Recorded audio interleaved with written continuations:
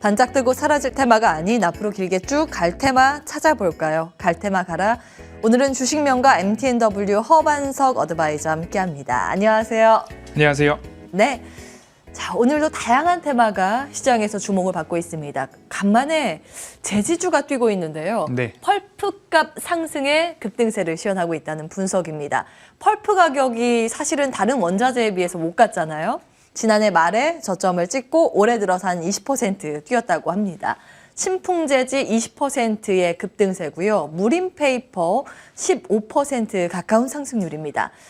자, 테마성 움직임을 보이는 이들 종목도 있고, 펄프 가격 상승에 대해서 진짜 수혜를 받을 기업도 있을까에 대한 고민을 많은 분들 품고 계신데요. 어떻게 분석하고 계세요? 오늘 종목들 움직임을 보면 하나같이 윗꼬리를 조금 달고 있는 모습들이 나오고 있고요. 그러네요. 네. 그리고 시총이 조금 작은 종목들이 덜어 있습니다. 예. 그래서 지금 시장의 움직임을 보았을 때에는 순환매가 굉장히 빠릅니다.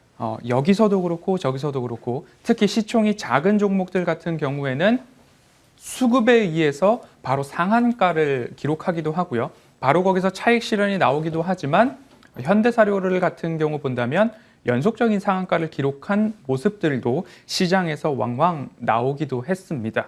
오늘 이 재지 관련주를 본다면 일전에 재지 관련주들이 상승했을 때를 본다면 화재 사건이 있었죠. 그러면 원지 부족, 그리고 종이 부족, 골판지 부족, 가격 상승에 따라서 실적이 높아질 것이다 라는 이야기가 나왔었습니다. 이번 상승 같은 경우에는 조금 다릅니다.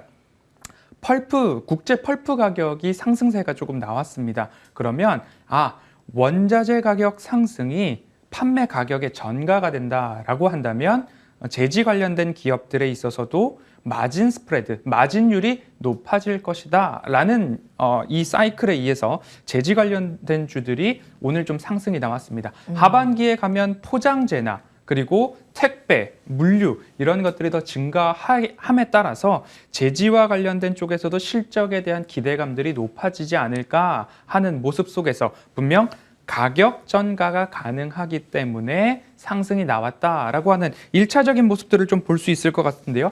해외에서도 이 국제 펄프 가격 상승에 따라서 먼저 상승이 좀 나온 기업들이 있습니다.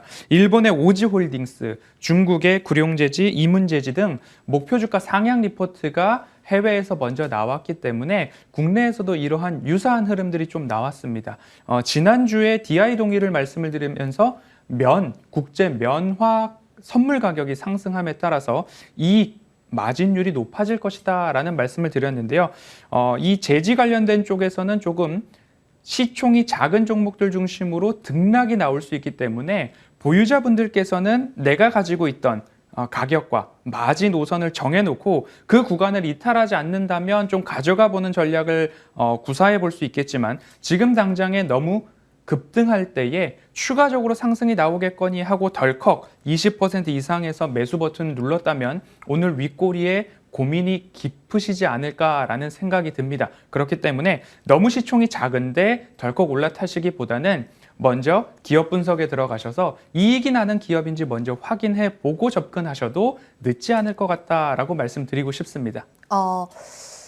제가 듣기로는 나라면 안 산다로 들리거든요. 맞습니까? 왜냐하면 지난주 쌍용 CNE를 말씀을 드릴 때에도 조금 조정이 나왔을 때 들어가시는 것도 나쁘지 않겠습니다 라고 말씀을 드렸던 이유가 순환매가 너무 빠르기 때문에 그 순환매에 내가 자신이 있다 하더라도 조금은 고민을 하게 되는 구간들이 나오기 때문입니다. 그렇기 때문에 너무 시총이 작은 종목을 덜컥 상승대에 올라타기에는 부담스러운 지수의 위치이기도 하다라는 말씀 덧붙이고 싶습니다. 예, 급등주는 내 취향이 아니다로 귀결되는 듯합니다. 시멘트 제지 업종에 대해서 보수적인 관점 말씀을 주셨습니다. 지금 단기 급등 때문에 그렇다는 의견이고요. 그렇습니다. 트레이딩 관점에서는 좀 거리두기가 필요하다. 이렇게 정리하겠습니다. 다음 테마 열어볼까요? 자, 그렇다면 좀 덜 오른 테마에 주목하실 것 같은데요. 맞네요. 통신장비주, 5G 통신장비주죠.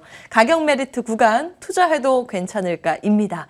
관련주들이 요즘 한 번씩 반응이 있습니다. 근데 폭발적인 시세까지는 아니지만 KMW, 솔리드 한 1.6% 안팎의 플러스권 유지하고 있습니다. 우리넷은 시총 규모가 작죠. 네. 예. 이제 포인트 어떻게 잡고 계세요?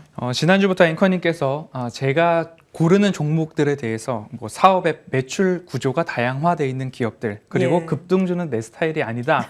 저에 대해서 조금 탐색을 해주고 계시는 모습인데요. 되게 잘 뽑죠, 포인트. 네, 그렇습니다. 오늘은 통신장비주를 가지고 나왔는데요. 최근에 통신장비주 관련된 이슈와 이야기들이 많이 회자가 되고 있고요. 오늘은 특히 RFHIC 같은 경우에는 하나금융투자에서 리포트가 나오면서 지난주, 지지난주에는 이노와이어리스 그리고 솔리드, RFHIC 돌아가면서 실적과 수주 기대감들이 있는 기업들에 대한 리포트들이 나오고 있고 그에 따라서 상승 추세가 그리고 반등이 좀 나오고 있는 모습입니다. 제가 올해를 시작하기 전 지난해 12월 22년도 꼭 집중해서 보면 좋을 업종과 테마에 대해서 말씀을 드렸던 적이 있는데요. 그때 당시에는 반도체나 카메라 모듈, OLED 그리고 통신 장비에 대해서 말씀을 드렸는데 여기에 대한 공통점을 메타버스라는 산업으로 공통 구심점을 하나 잡아볼 수 있었습니다. 결국엔 이러한 것들을 움직일 수 있게 해주는 가장 큰 인프라가 통신망이 될 거고요. 하나의 또 공통점은 반도체가 꼭 필요한 테마, 산업이다라고 말씀을 드렸습니다. 그래서 말씀을 드릴 때 급등주보다는 저는 산업의 방향성과 시장의 성장성이 만나면 투자자에게 수익이 돌아온다라는 말씀을 좀 드리고 있는데요. 산업의 방향성을 먼저 본다면 메타버스, 자율주행, 5G 이런 것들이 산업의 방향성을 좀 가리키고 있다라고 볼 수 있을 것 같고요. 시장의 성장성은 통신망이 더 있어야 된다, 확충돼야 된다. 진짜 5G는 언제 오느냐? 그리고 자율주행과 로봇 기술들이 실현되려면 빠른 초고속, 초용량을 주고받을 수 있는 그러한 망이 구축돼야 된다. 인프라가 있어야 된다라는 이야기들 시장의 성장성으로 좀 볼 수 있을 것 같습니다. 그렇기 때문에 이렇게 산업의 방향성과 시장의 성장성이 만나는 지점이 통신 인프라가 아닐까라고 말씀을 드리고 싶고요.